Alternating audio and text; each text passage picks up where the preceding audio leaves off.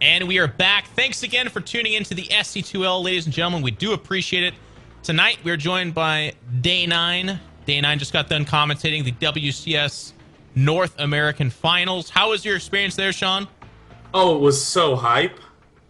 Oh my God, you know, because all these people are saying things. I don't know, not all these people. There are some people who are going, WCS North America, boo, it has Korean players and not true Americans. Who looked at that top 8 bracket and didn't go, No. oh my God, I can't wait to see that. Oh my God, like that was amazing to not just see the matches, but to be able to stand within 10 feet of the players and watch them play behind their back. I mean, that is always such a treat to see one of the best under tremendous pressure succeeding at that level. It's such a thrill.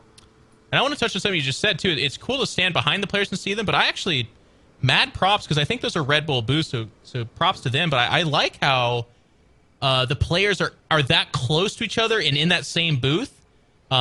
This is not the most popular moment. I know a lot of people didn't like this, but when Jaedong actually 6-pooled Scarlet in Game 5 of that ZVZ, to see their two reactions and they were sitting like a foot apart from each other, it was actually it's so intense. That was competition, so man. It is hype. I like it. So, all right, so check that out too. But if you are now joining us, it's 2-0 for Team Root over Complexity Dignitas. Complexity Dignitas is 1-3, so as Sean said at the beginning of this broadcast, they need to turn this around. Maybe you make it into the playoffs with 3 losses, but with 8 teams in the league, it's pretty hard to do that. So it's crunch time now, which means we've got Select against Puck. Both these players have been turning some heads recently. Select coming back from a Dota stint that he tried out for a while there, and Puck's been around. But Sean, I don't know if you feel the same way. Lately, Puck has turned into one of the absolute best players that North America has to offer, in my opinion. Oh my God, Puck is looking good. And for a moment there, I thought you said Huck, and whether you said Huck or Puck, I'm not going to lie, both those players are looking absolutely sensational as of late. Yeah. Down in the bottom right-hand corner, one of the leading Protosses of the NA scene, ripe with some sexy blink-heavy style that I hope to see today. It is Root Gaming's Puck. And up in the top left-hand corner, the best Terran player in the world. It is Dignitas Select. Totally true, by the way. That's scientifically proven. Yeah, you know what? There was a scientist who once took some of Select and put it in like a tube and titrated it, and then he swirled a thing in there and it turned up pink, and he was like, oh my God, he truly is the best. You know what? Joking aside, if someone were to make a case that he was the best or one of the best RTS players on the planet, I think there's a pretty cool argument to be made for that, because he was a phenomenal Warcraft 3 player, a world champion Dawn of War player. He's won major championships and lots of money in StarCraft 2. Like, I'm guessing if he sat down with a Command and Conquer game, he probably wouldn't be too bad at that either. I mean, like, if you watch Select play Dawn of War, you will seriously, like, soil your undergarments, because there is a degree that someone can dominate a game that is just unheard of, and that is Select, who on the global ladder created 5 names: Select 1, Select 2, Select 3, Select 4, Select 5, and won so many games. He, combined with those 5 accounts, had a 98% win rate. Oh my God, are you serious? Won until the world rank for Select 1 was number 1, the world rank for Select 2 was number 2, and so on and so forth. Every tournament he entered, once he hit his peak, he won, and he never stopped winning until he halted playing the game. And oh, look at this, Jeff! It's a proxy barracks, yes! Yeah, Proxy Reaper. So here's the thing about this, ladies and gentlemen. Right now, with the way the builds are going, the Reaper's going to do some damage, but it's not that big of a deal. However, what's a really popular build is Proxy Stargate for an Oracle opening. And if you're doing a Proxy Stargate, because you delay a lot of what happens at home, this build crushes that from Select. But as it is, this Reaper's going to pop in here, and as you can see, there won't be a Stalker, so certainly we're going to have to see some fancy footwork from Puck, but Puck should be okay. Yeah, I mean, this is one of these situations where we start to see why players like chrono boosting that mothership core, because right now we see a stalker. A single stalker is not going to cut it. There's no zealot out here. The amount of damage that this one individual Reaper is going to do is going to be massive. One barracks back at home. This is very smart. If you do get the mothership core and send it cross map, it will kill off a ton of stuff unless that barracks gets down. So Select is playing this off just magnificently. Reaper 2's en route, and Reaper 3 is soon enough going to be able to put on some serious hurt. Yeah. Yeah, the danger here, like you said, is that this mothership core goes across the map, but the alternate danger, if that does happen, is 4 Reapers can take out a Stalker. That being said, though, we do have a Marine coming out here, and it is just the 2 Reapers right now, so I feel like Select's going to go ahead and abandon any kind of craziness. And these 2 Reapers, they have purpose. If you notice, on Star Station, you can actually hop up into that main base almost everywhere, which means they're going to have a really good idea of what Puck is doing unless Select makes a big mistake, pretty much all game long. Well, not all game long, but certainly through the mid-game. Yeah, this is a very dicey spot. I mean, these 2 Reapers, is he actually going to lose one? Oh, does manage to lose one. Puck doing quite well with that defense, and this is always a little bit of a strenuous, stressful period for many players when you have the Reapers popping in, Reapers popping out. Select with a massive supply block right now, Sean. He's only got 2 Marines out. The reason I bring this up is we actually have a Mothership core that's about to pop in here. No. Mothership only has a Super Soaker, but when you only got 2 Marines, man, it can do some damage, and it's going to go to work. 3, I guess, now. I mean, Mothership core is going to dart in there, get all the vital information, pick off a single worker, feel very proud of herself before probably recalling back.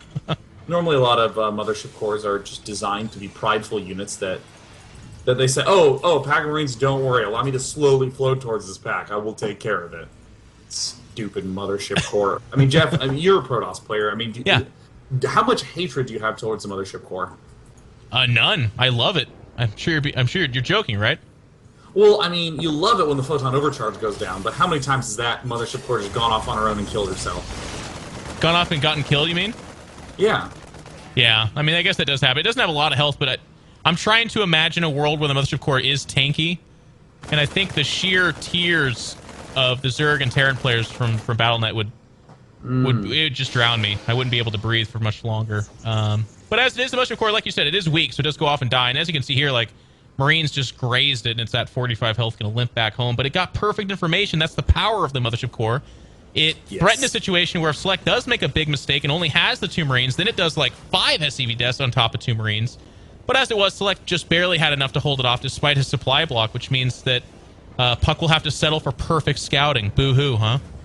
I mean, it's a real disappointment as a Protoss player when you know everything that the Terran player is doing, can get home safely and have enough energy for a photon overcharge. I mean, that's... Yeah. I mean, this is when you quit your career. Well, hope it doesn't go that far. If anyone was tuning into StarCraft for the first time, I did a little technique that casters like to call lying. Mothership core positioning is fantastic for Puck. Could not have been a better outcome. Saw literally 100% of what could have possibly been going on then. So Select is going to have to play standard. Jeez, another supply block, and only just now starting the double depot. What's going on? Yeah, something... I mean, Select's been kind of famous for this. He's definitely a micro-aggressive, kind of a multitask-oriented Terran. Much of, like, the ilk of, like, Boxer, where they're known not necessarily for their super powerful macro. Of course, they have professional-grade macro, but they're more known for what they do out on the map. Select, however, is tripping all over himself. And I think the weird thing about that is that there's not a whole lot going on, so these are just mistakes, and these things happen. Puck is going to get an observer in here, and the observer's going to scout that there's a very standard, albeit maybe a little bit quicker timing of a move out here. It's going to be 16 Marines and 2 medevacs, which you'll notice is a very, very good number, because if the fight turns sour, or even if it doesn't, you load up for this double drop, as Select's doing now. Yeah, Select being very responsible about getting his additional barracks up fast. I mean, the big thing is that the barracks 4 and 5 must go down before 10 minutes. The remaining barracks... Experts tend to get them down at 13 minutes, so Select is going to be using these drops mainly to distract, as we can see Puck very well prepared, very able to deflect those attacks. Double Forge is done. Is there a Twilight Council anywhere? No. I don't think so, yeah. Kind of like a vestigial forge. Yeah, It's a little bit just out of there. sync there. You can see the Twilight Council does go down now. There's more than enough energy for a Photon Overcharge. In fact, we're coming up on the second one. Yeah. Great observer placements. As you can see, this observer not only spots the drop incoming, but now spots that it's unloaded in attempting to approach the front. Select's going to stim every unit he's got. He's going to kind of go for it. This is one of those attacks that I don't really like, actually. He does get a sentry, so at the end of the day, he trades a few Marines for a sentry, and it is good. The reason I don't like it is because he had no intel. He just stimmed and ran in there, and he could have lost almost everything, but instead he gets a sentry for his effort. Oh, he's got to be careful. He has to get out of there. I mean, it's one of those funny things where it's so easy to look at a force of Marines, and, you know, you begin getting in there. Oh, I don't want to waste force fields because he'll just lift up and go away. But, I mean, Puck's so brilliant at throwing down the force fields at just the right angle to get one or two swipes with that Colossus, pick off just a couple of Marines, and, you know, at this stage of the game, those sentries don't need that energy. You're going to be able to recharge it for mid and late game anyways, so it's great decision-making by Puck to pick those extra Marines up. More drops moving out here, but I'll say one more criticism that we have about Select right now is that Select is not doing a job of clearing the map of observers. They're seeing everything. This one at the natural takes a look, and you can see, okay, there's Medivacs here. There's a small unit force. Puck can deduce that there's probably units out on the map. An observer on the right side would spot a potential drop there. Puck is being allowed to just chug along and get exactly what he wants, which means he's going for a fairly fast Templar Archives. No Storm just yet. Drop going to come into the natural. But there's the army to deflect it. God, that observer placement is great. And of course, even with the observer placement, Select is still able to dart and do some serious damage at that third base. And of course, he knows he's not going to be able to pick off a full Nexus, so just taking a few swipes at Marines, loading up, darting away. And we're right around 13 minutes right now, and this is where we do need to see extra production structures out of Select. I mean, there's the second starport, and that's working towards excellence, but yeah. You know, the barracks are far more important than the starport, far more important than the Ghost Academy. There's, supply depots are far more important than units. Getting those up are very, very important. You know, I try not to be that super nitpicky commentator that like finds the mistakes and makes it the highlight, but I got to tell you, I mean, this army moving out from Select, Sean, this is not that scary of an army. It just simply is not. There's a lot of Medivacs here, and Select has great multitasking, so the potential is high. But there's no Vikings. It's getting spotted right now. Charge lots are complete. If I'm Puck and I look at this, I say, okay, stay calm. As long as I'm in position, this should do nothing. Yeah, I mean, there's virtually no way for this to go poorly. Select does have the vision control to 2 watchtowers. I mean, as you say, just the tactical brilliance of Select is bar none, but you can only be so brilliant with not that many units. Yeah. At some point, this is a macro game as well, and this drop is gonna... Oh, just gets past the observer, but it sees that there is a Templar there. He does not want to tempt fate. Meanwhile, he did try to drop the natural, but that got feedback instantly. I think I missed that. I do apologize, audience, but if you want to know what happened here, picture the best mosquito you've ever picked between your hands. That's what just happened there. It popped. Oh my god. Let me tell you something completely needlessly gross that's totally awesome. So, mosquitoes don't actually suck blood. They just insert that proboscis, and then your natural bodily current pumps the blood into the mosquito. Yeah. So what you can do is you can actually tense your muscle while it's sucking, and it can't retract, so it just fills up with blood, and then it pops. I've tried it. I've never executed it before, though. It's really good on the forearm, man. Oh yeah. My god. I grew up in Leawood, Kansas, and there's a lot of bugs there.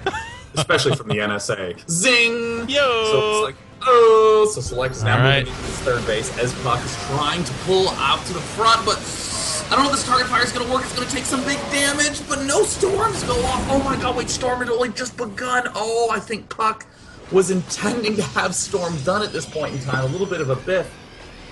Yeah, so Storm just now gets started, and that is like you said, it's an unfortunate, I think, mistake, kind of flat out. Kudos to Select, though, executing what I think is one of Terran's strongest advantages, which is to capitalize on an out-of-position Protoss. Puck was moving out to the tower with his entire army, and there's no real need for that at this point in time. Protoss is sitting on 3 bases. He's not really muscling up in any meaningful way, but this drop's coming back over here. There are charge lots this time, so again, Select's going to go ahead and kite back with that stim, do some damage, and then safely get away.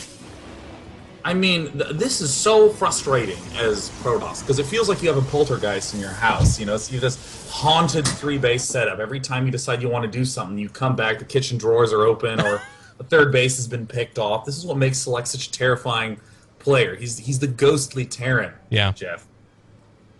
Yeah, you don't have to tell me that. This guy's made me look really silly a few times in tournaments just because of that multitask that you were talking about. But Puck's had enough. Now, one thing I want to note about this move out. There is a pylon on the left side of the map, kind of mid-map, but not terribly close to Select, and this is a bit of a big deal. Puck is max. There are no ghosts here that I can see. And we're going to have that fight. Select has to get a really good angle here. A couple of snipes from the backside, but, I mean, just pure upgrades are what are leading for Puck. The Storm's dealing more damage to the Zealots than to anything else, and we see that drop up in the main base. The Poltergeist haunts again, Select trying to deal as much damage there. Force Warpins in the main side of it, the natural, but, I mean, Puck is dealing incredible damage with these Archons at the front line.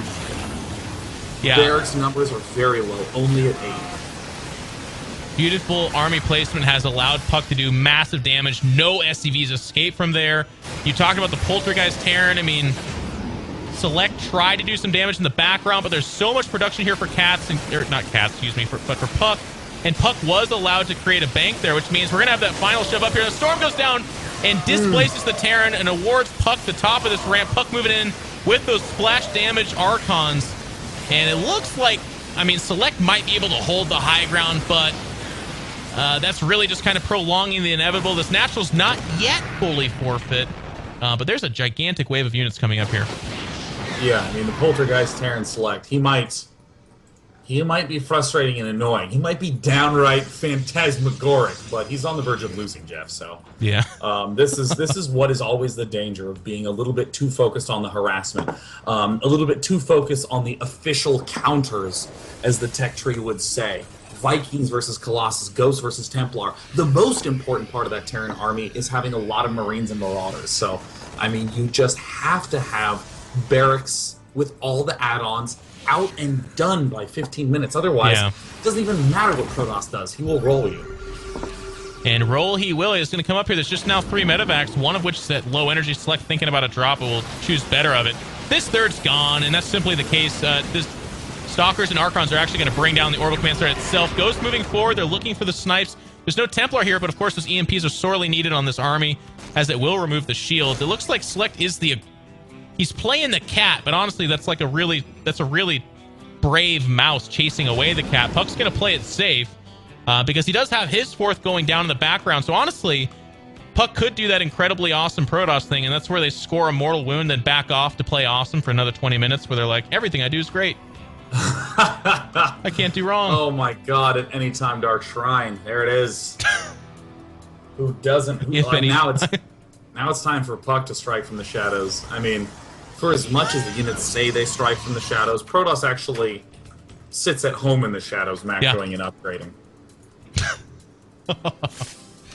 And he will do that. I mean, here comes Select again, and there's no real Vikings here at all. There's not a whole lot of Colossus, but there is a Colossus with a second one, actually a second and a third about to join. A lot of Templar here. I mean, it would take a catastrophic mistake from Puck. Puck would have to literally get triple EMP'd on every single one of his units and then move command into the army of Select for this to turn any other way. Select is going to back away. He did relocate his main to his 3rd, but that's a band-aid, Sean. That's not a progression. That's not a good thing. That's just him stymieing the tide. I mean, it's not going to get much better. Yeah, I mean, this is going to have to be a miraculous concave. Select does have 3-2, but it's Templar, Colossus, and most importantly, 26 Speed Zealots. Oh, a terrible position for Select.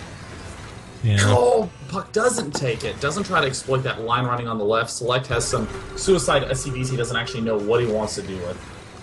No, these SCVs are simply not going to add that much. It's a 50 supply advantage for Puck.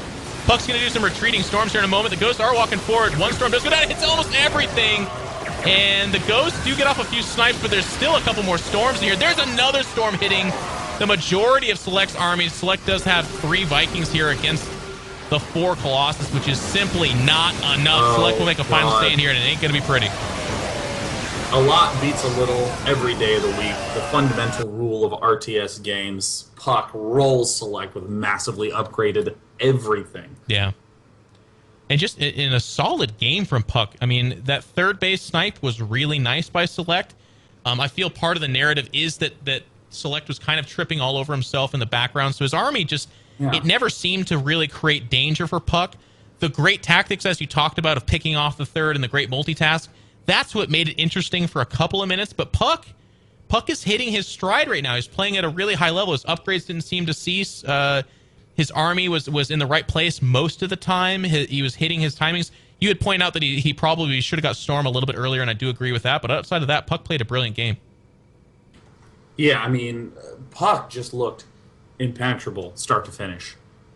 And that's really all it takes in this matchup, to be honest. Yeah. I mean, if you can get up the money mix without much of an issue, there's not much that even the strongest of Terran players can do. I mean, look at when Rain plays. Yeah. I mean, he can literally just tell the Terran player what he's going to do beforehand, and the Terran player will still lose.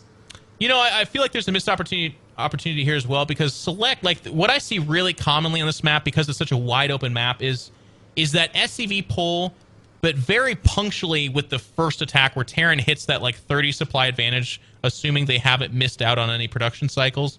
And then they bring their SCVs. They maybe even mix in some Hellbats just to thin out the effectiveness of the Zealots, and you have your first 3 or 4 ghosts out there. That's a really strong timing on this map, but you could see that Select was never in position to try it.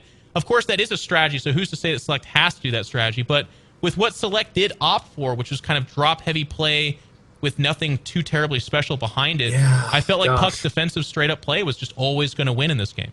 I mean, it all comes back to, what we were saying at the start. It doesn't matter what ingredient you want to throw into the Terran salad. Vikings, Ghosts, if it's a small mix of units, it's not going to win. And I think that's what really hurt Select, which means that it's up to Bling to pull the huge win against Kane on Whirlwind here to try to just permit Dignitas to play another game.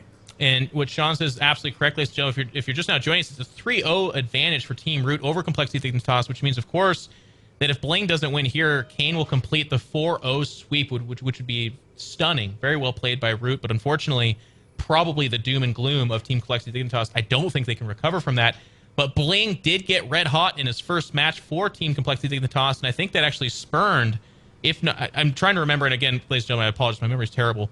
But they either came back to win that in the ace match, or at least it pushed him towards the ace match. So, can Bling once again be that inspiration for Team Complexity Dignitas? We'll have to see. Stay tuned after this commercial break.